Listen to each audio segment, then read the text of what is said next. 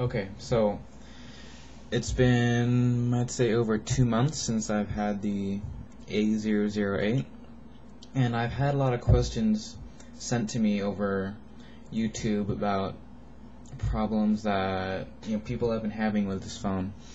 And I think the main problems that people have been asking me about are videos are not working, phones turning off randomly, and either you can't send, receive, or both. You can't send, but you can receive, or you can't receive, and you can't send, or you can't do both.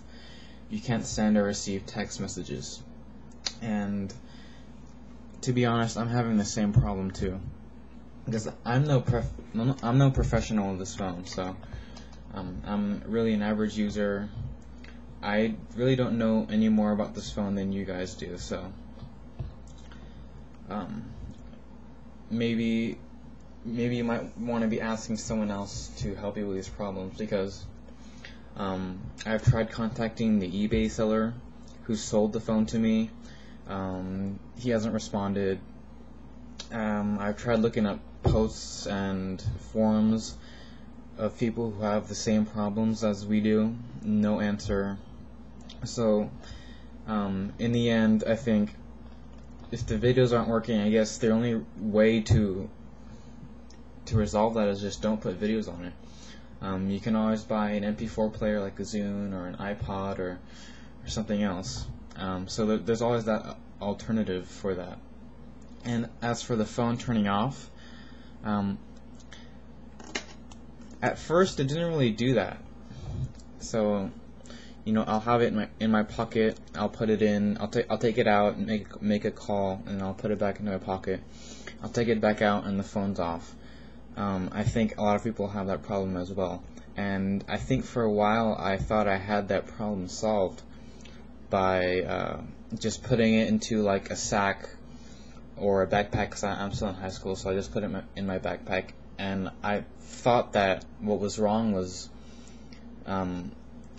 my legs, as they would as pressure would be put onto the phone as my legs, or as I would walk in my pants, the pressure from my legs would maybe press some buttons, and maybe that was what was causing it to turn off. So I thought I put it in my backpack. That didn't work. It was still turning off. And I think the problem was even worse in my backpack, because random buttons were being pressed. One of my ringtones actually went off during class. So it's embarrassing for me. Anyways, there is no guaranteed time that you have. It's basically just random when it turns off.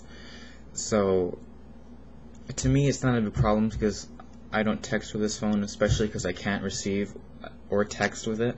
So for me, it's not a big problem unless I have people calling me and my phone's off, and then now we have a problem. So it's really just a really big inconvenience. So there's nothing we can really do about it. And yeah, as for texting, I have no idea what to say, because I don't know how to fix it.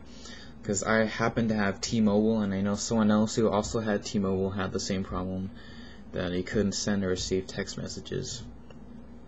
And I think it's just a T-Mobile problem, because I read somewhere in a forum that someone who had AT&T could receive messages, but he couldn't send. So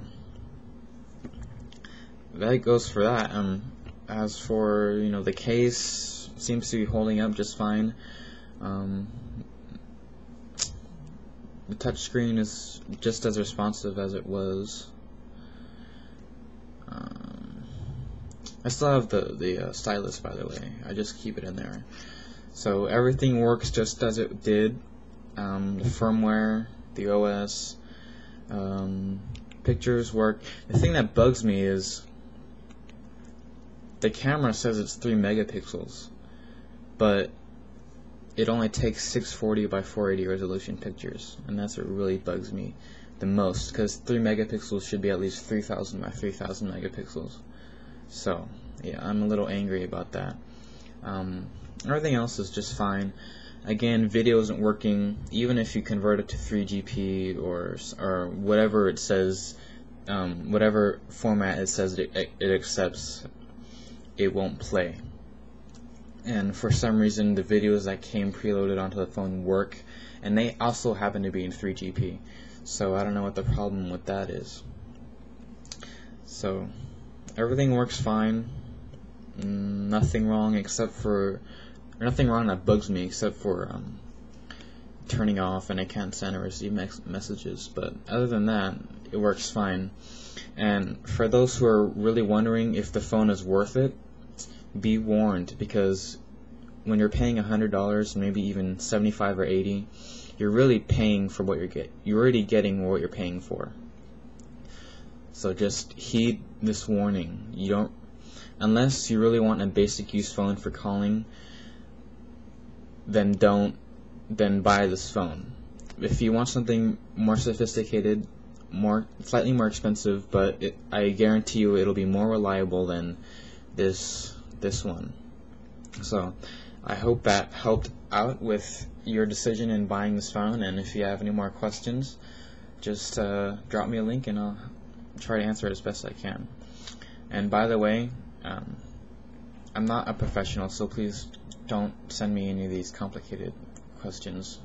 So hope that helps, and I'm out for now.